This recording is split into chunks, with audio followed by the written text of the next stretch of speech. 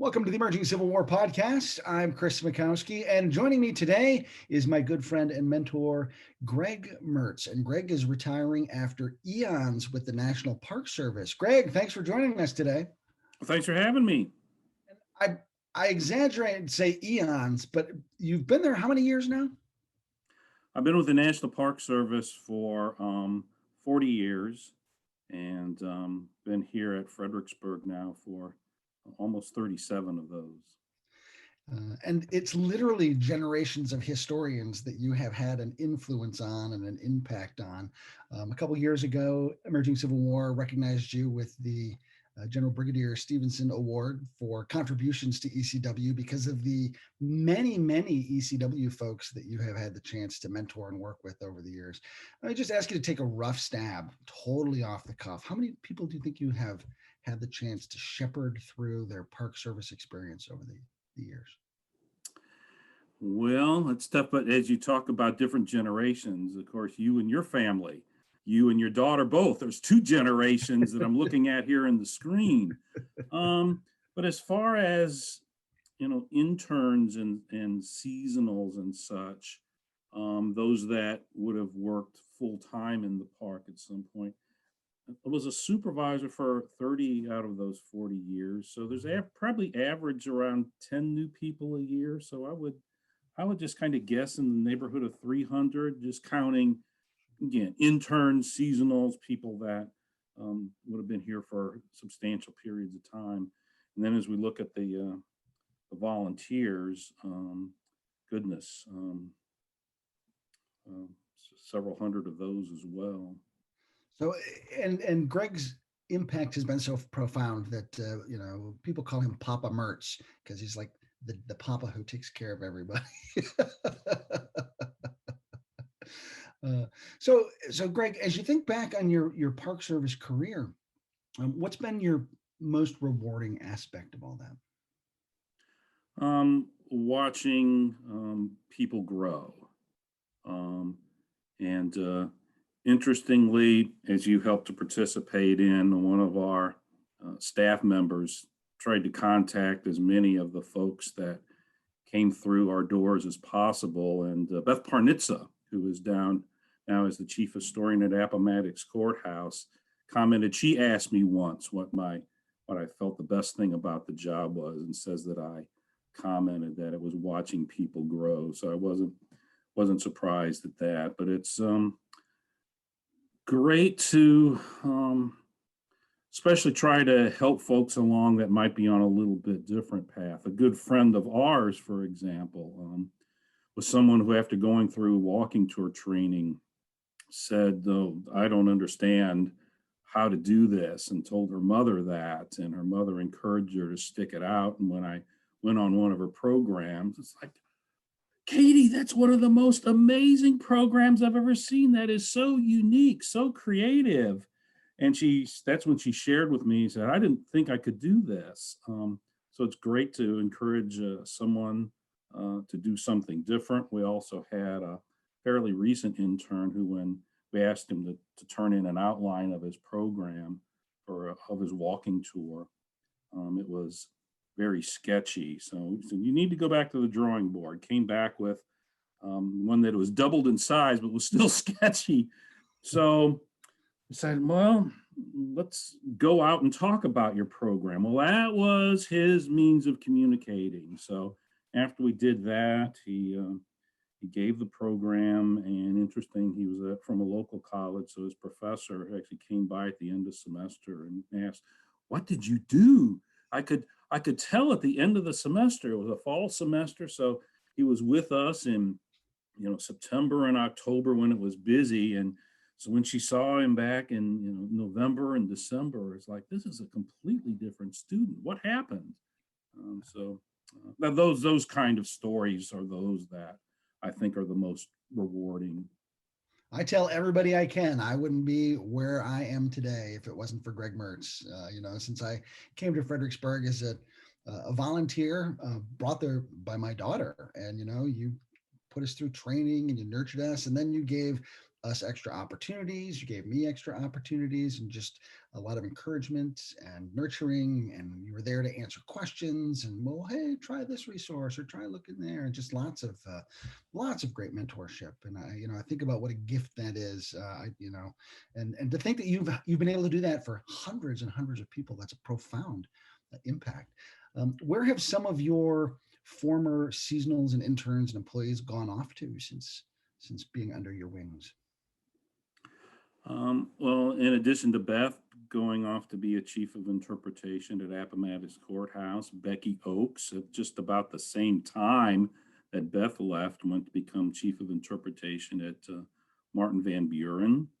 One of the things that kind of came out recently is just really how many PhDs are out there that really started off here. It ended up being, I think, quite a few more than I had suspected.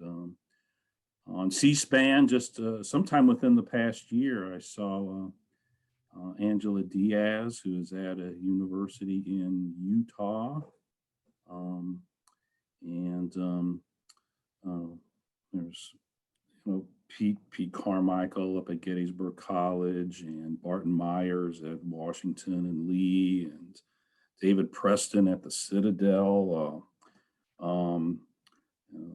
Lauren Thompson at McKendree near St. Louis. Several that are out there. I shouldn't start naming people because I'll undoubtedly miss so many. It just kind of became obvious recently as we started talking about that, just how many folks that are teaching in colleges or did something at our park as an undergrad or in working on their masters. And I think about how valuable that training is when you're learning how to do tours and how to organize a program. And that's very much what you have to do to organize a lecture and then get up in front of people and present that in a way that's logical. So, I mean, it's such a transferable skill set to learn tour training and then take that into a classroom. Yeah, one of the comments that was made at my retirement luncheon was by Eric Mink, our cultural resource management specialist. He says you can tell when you go to a Civil War conference and there are different speakers, which ones went through interpretive training, because he said that, he's a traditional academic person will get out their paper and read it, but he said if there's somebody that's been in this park, no. That's not how they will present their program, even in an academic setting. They will utilize more of an interpretive style.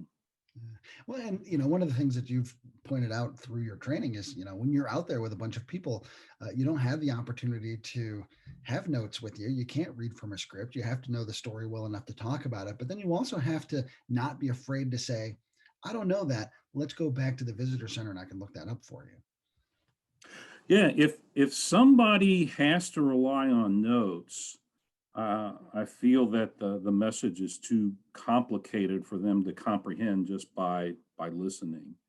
So if someone's going to be presenting orally, it really does need to be in a conversational style. Now, you had the chance to present your interpretation training not only at Fredericksburg and Spotsylvania, but for other parks as well. Must be something good in the water. They want you to bring it with you. Where else have you had the chance to take your training show on the road? I guess the most unique from a former intern who was down at Drayton Hall near Charleston in South Carolina.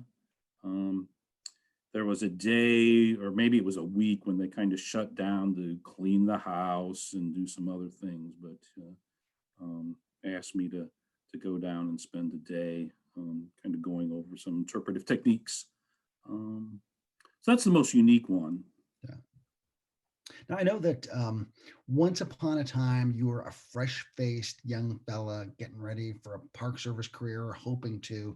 And I remember that you told me that you had an interesting strategy for trying to break in, and then sort of learned that maybe that wasn't quite the best way to break in. Can you share that story for me, please? Sure. In the pre-computer age, we had to fill out two identical applications where you take a pencil and fill in the bubbles and the like. And send that into the Park Service. Now you can literally apply for any summer Park Service job that you want to, but back then you're limited to selecting two. And my thought was that everybody that's interested in the Civil War is going to want to apply to Gettysburg. And that for someone like me that had a broad interest and would be happy working at any Civil War site, my strategy was to try to select what I thought were probably the two most obscure of the Civil War battles in the Park Service system. So I applied to Wilson's Creek and to Kennesaw Mountain and did not hear from either of them the first summer that I applied. So I went down to Wilson's Creek and ran into Mr. Hatcher down there. And I explained to him my strategy, and Rick Hatcher said, well, I understand where you're coming from, but you applied to two very small parks. And he said, here at Wilson's Creek, we have only two people that provide interpretive services in the summer. And we happen to hire the same two people back from last year. So his advice to me was you need to apply to a bigger park, one that's likely to have some turnover. And of course, then his classic example of why I should be sure to apply to Gettysburg, the place I thought I should avoid at all costs.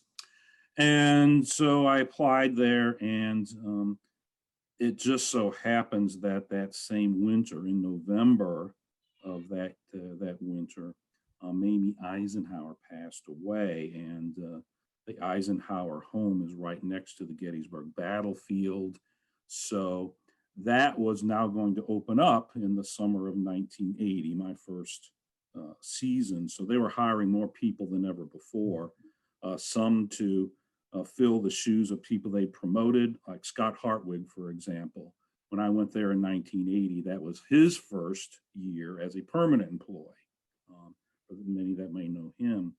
And so they had holes in their ranks on the battlefield, plus new summer jobs at Eisenhower. So they are hiring probably more new people for the summer than ever before. And I was the last one that they selected for the summer of 1980. I suppose it's not an okay thing to say, like, oh, good thing Mamie passed away, but that certainly changed your trajectory in a significant way. Yeah, it's just the timing is such that I got advice to apply to Gettysburg in a year when Gettysburg was hiring a lot of people. So I wanted to thank Rick Hatcher a few years ago. I saw him at one of Chief Historian Ed Bars's birthday parties, and I was walking over, and my wife called me to take a picture of her with Ed Bars. And by the time I turned back to tell Rick the impact he's had on my career, he was gone. So I still need to catch him sometime. Thank him. So you ended up at Eisenhower, not a Civil War park, even though you're as excruciatingly close to a civil park as you could be at. What went through your mind, and what was that experience like for you?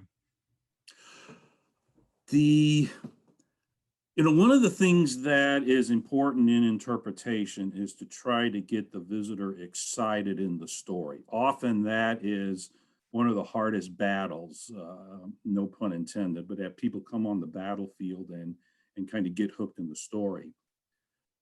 The people that lined up to come to the Eisenhower home that first year were the people that already knew him. They voted for him. They served under him.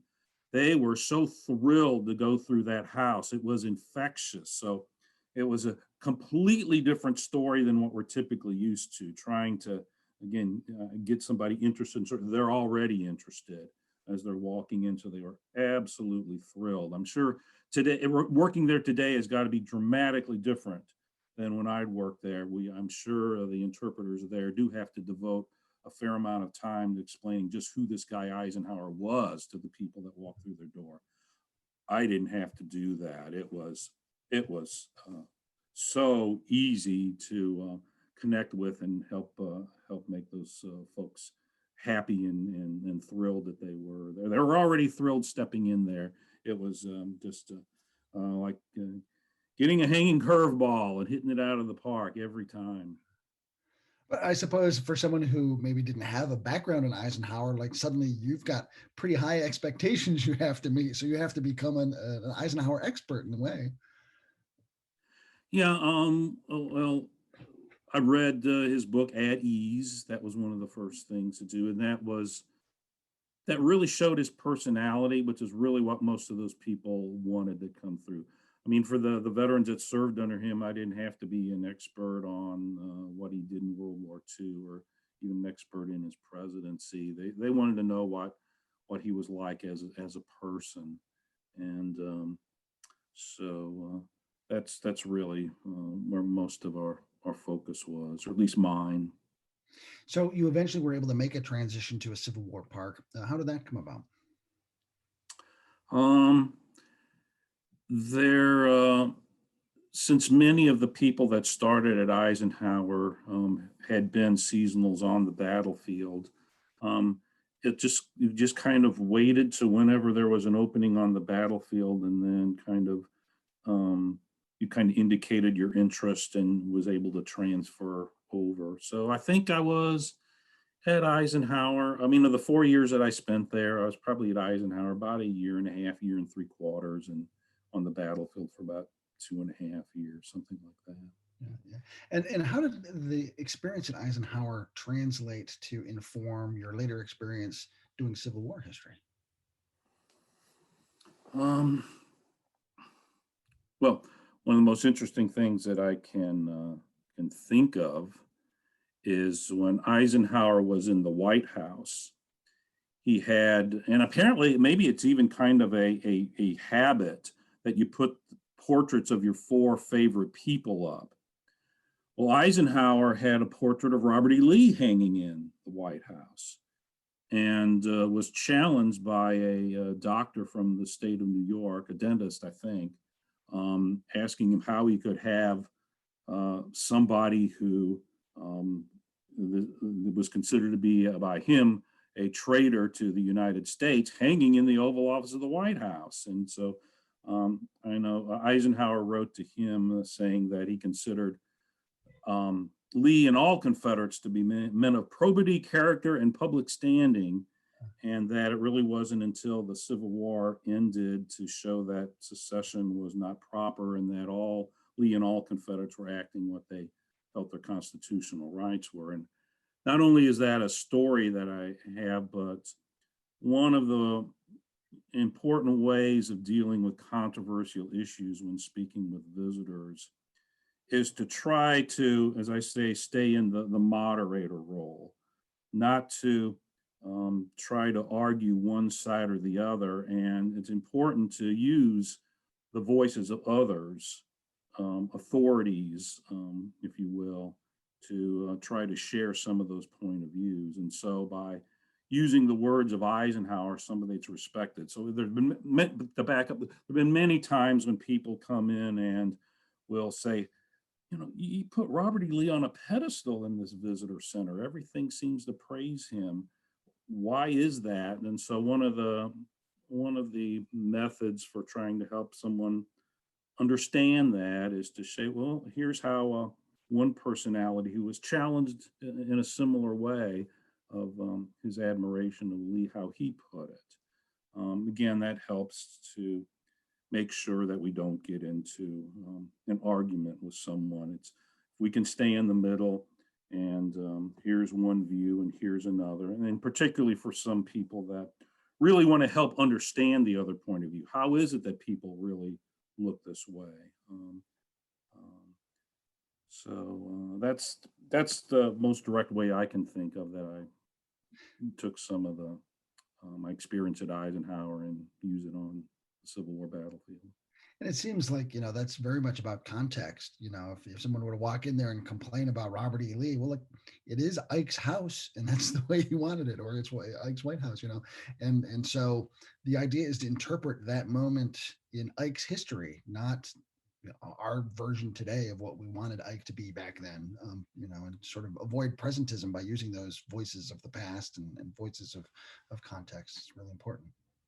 I'm sure you've run into situations as an interpreter where, particularly as politically charged as things can get, where you have to find a way to navigate through some of that.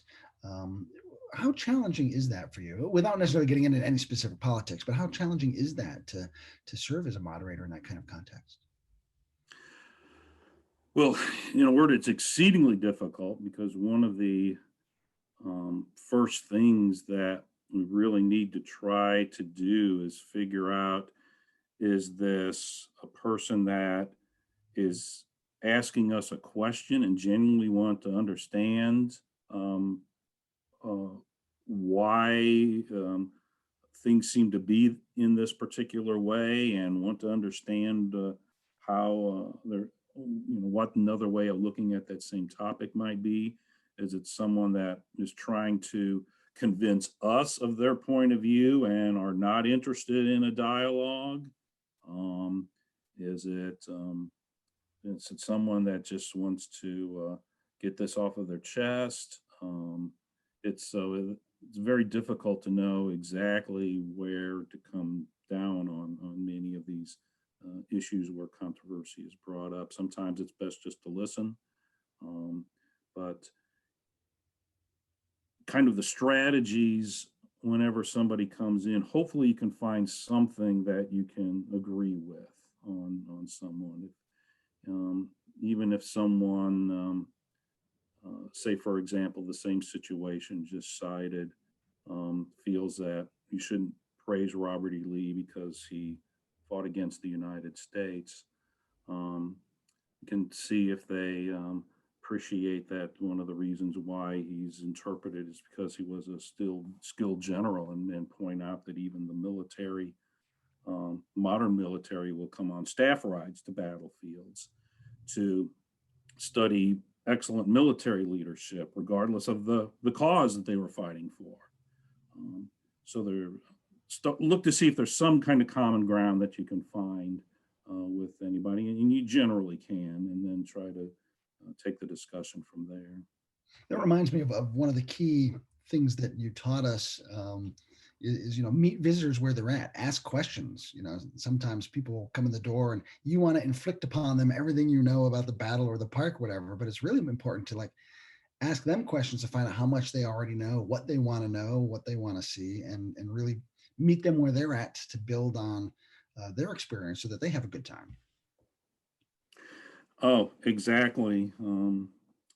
The having good questioning strategies are very important, not only just to kind of break the ice and establish rapport with the visitors, but then kind of find out some critical things, ranging from how much time do you have to spend to how familiar you might be with the Civil War. Is this a first Civil War battlefield you visited, or yeah, get an idea of whether no, we just got off the interstate because the traffic is backed up northbound on a Sunday afternoon going to Washington D.C., or whether it's yeah, this is our third day in this park and we just spent 3 days in Gettysburg before coming down here.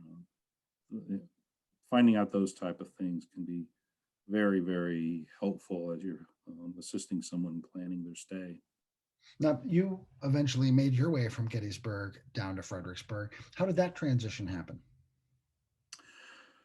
Well, when I started training up at Gettysburg, one of my new classmates up there was a fellow named John Heiser, who just recently retired from working full time at Gettysburg. But he had worked down in Fredericksburg for several years before transferring up as a summer kind of temporary employee.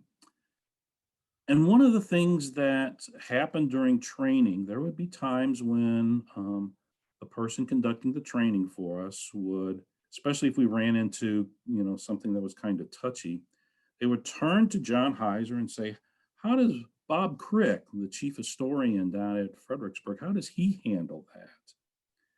And in my tenure up there, it became obvious that the chief historian, Bob Crick, and the Fredericksburg operations were viewed by their staff as kind of the right way to do things.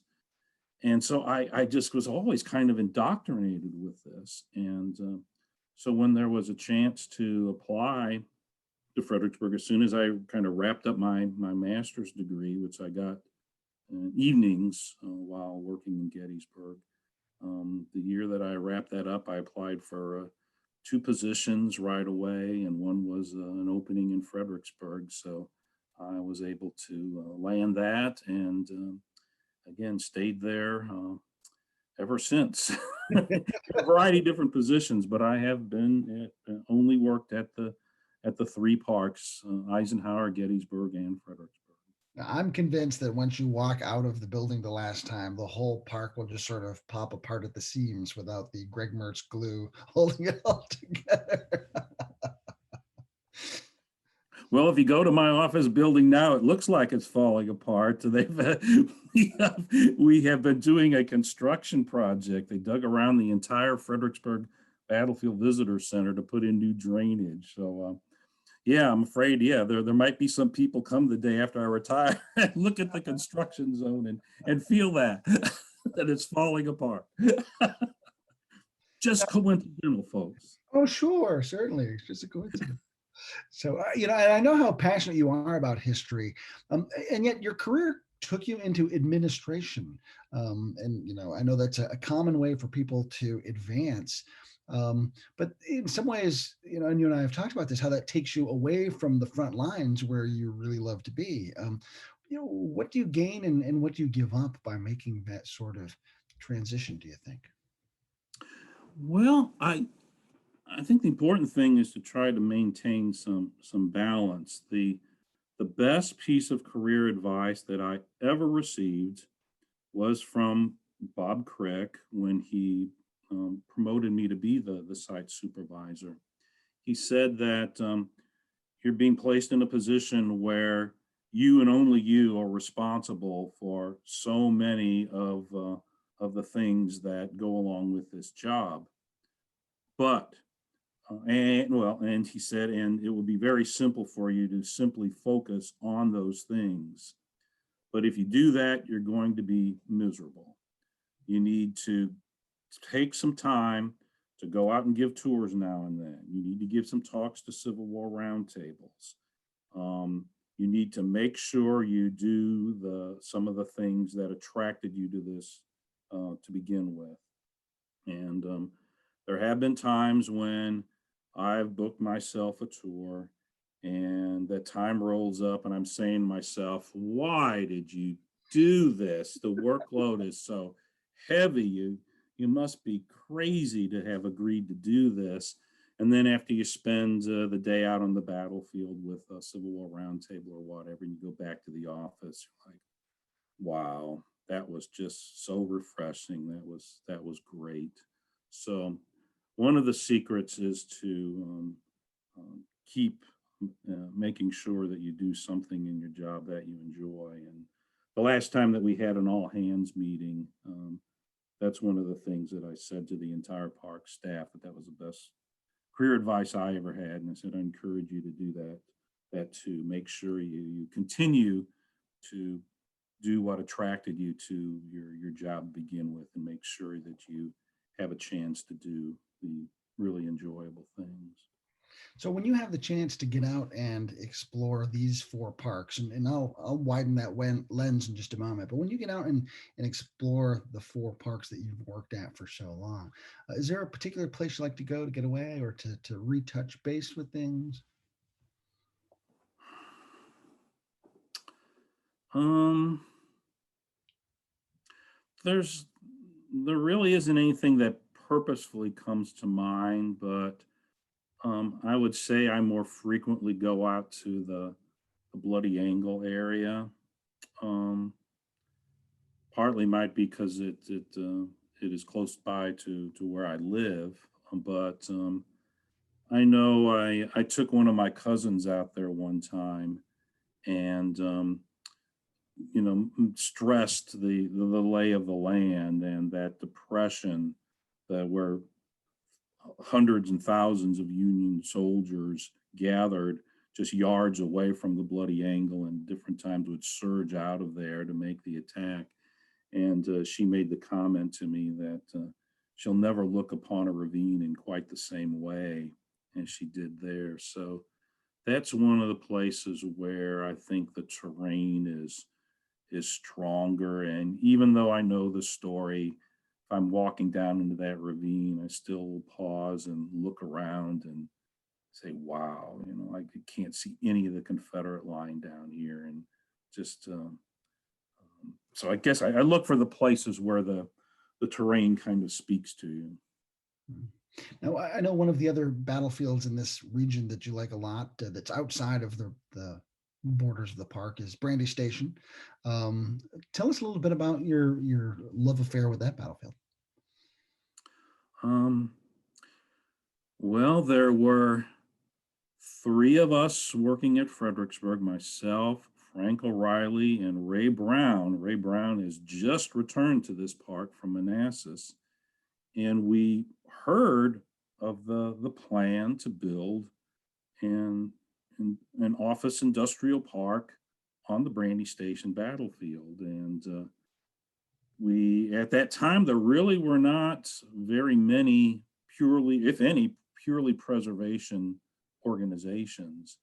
And we actually went out to the county courthouse and looked at some of the maps, and we were kind of wondering, gee, do we need to kind of try to step up and do something ourselves to preserve this battlefield? And next thing we knew, we ran into the people who were already several steps ahead of us. I became friends with Bud Hall and B. and Paige Mitchell, B.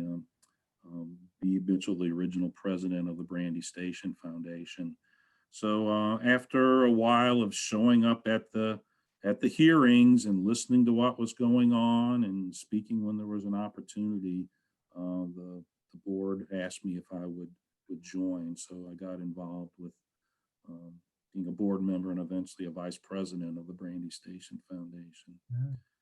So that's kind of how we got involved in that. Yeah, a threat, and at a time when APCWS, the Association for the Preservation of Civil War Sites, one of the two parent companies of what is now the American Battlefield Trust, got started, a group of historians that met in Fredericksburg, and they knew Civil War battlefields, but didn't know fundraising, and knew that anything that we needed to get involved in couldn't be one step ahead of the bulldozer. So even though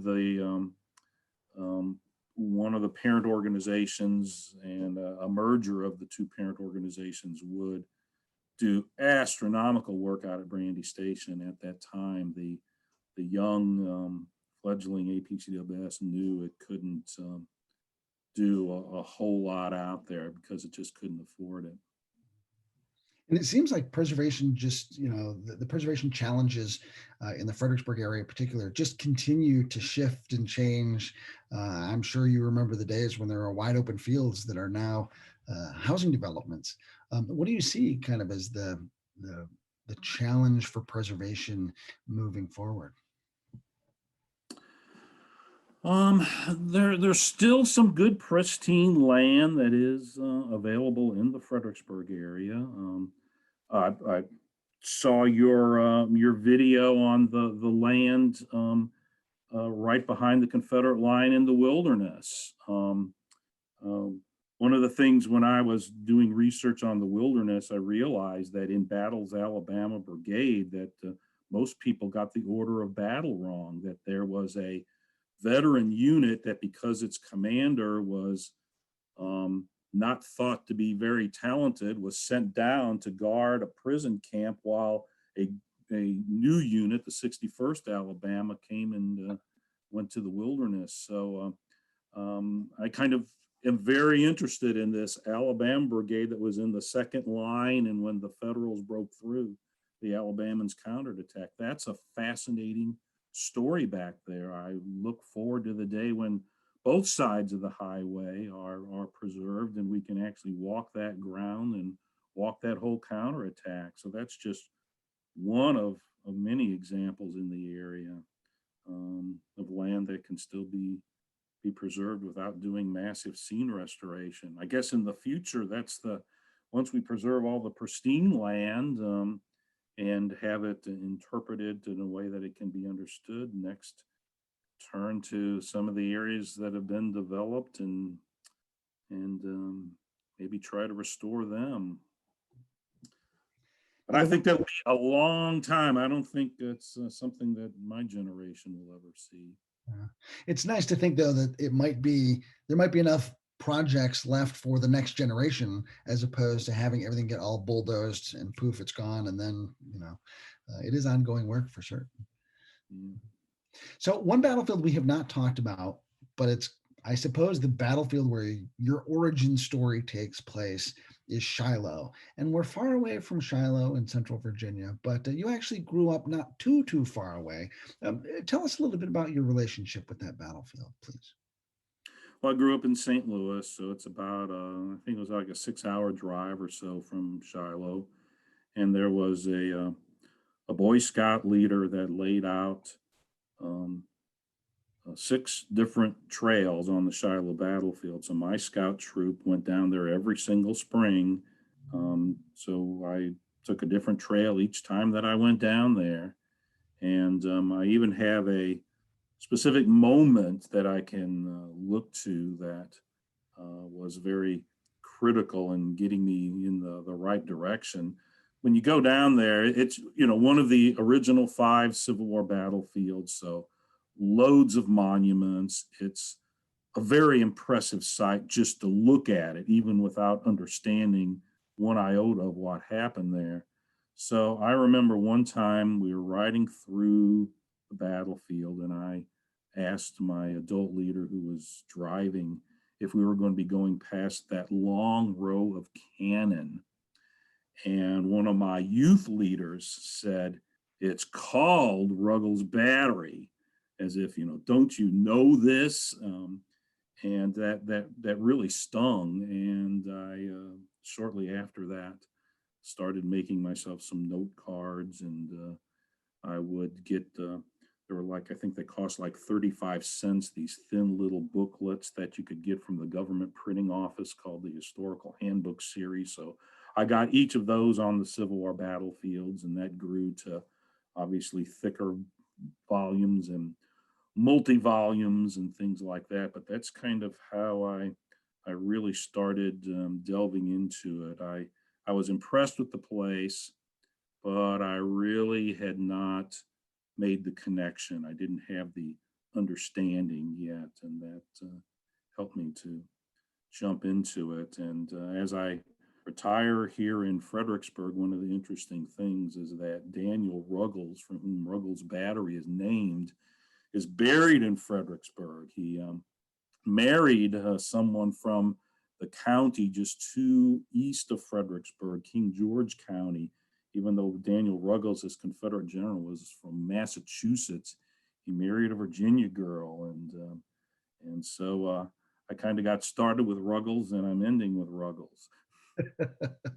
Yeah, and we're recording this interview just a couple days before your retirement, and it didn't surprise me at all that like the door will close on your office and like you're heading to the airport to drive to, or heading to the car to head out to Shiloh 2 days later. So you have mentioned the book, which we actually have not explicitly mentioned in this interview yet, but it's the Emerging Civil War series book, Attack at Daylight and Whip Them, the Battle of Shiloh. And as we were looking for someone to write the Shiloh book for the book series, I thought Greg Mertz loves that battlefield. He would write a loving book about that battle in a tour. And really, what you came back with was exactly what I was hoping for. A nice, in some ways, a love letter to the Shiloh battlefield, and a very careful, well thought out way to explore that battlefield. What did you like about writing that book? Well, you may remember when you asked me about it, I kind of said, there are other people out there that know a lot more about Shiloh than I do. I almost tried to talk you out of it, even though I was absolutely thrilled that you asked me to. But yeah, I really enjoyed having that opportunity. And one of the things I really like about the Emerging Civil War series is the guidebook element to it. The aspect of not just telling the story, but again, as an interpreter, trying to tie that to the ground. So while there have been some other guidebooks, many of them were specifically set up as guidebooks. And I thought one of the things I really enjoyed about this was trying to tie the two together. And the challenge was, it's kind of easy to find to explain an action chronologically, begin at the beginning and move step by step through it. But when you're also maneuvering people through a battlefield on a tour, it's impossible to do things chronologically. So that was also an interpretive challenge to how do I start at the end of a 2-day battle. I'm starting at the end of the first day.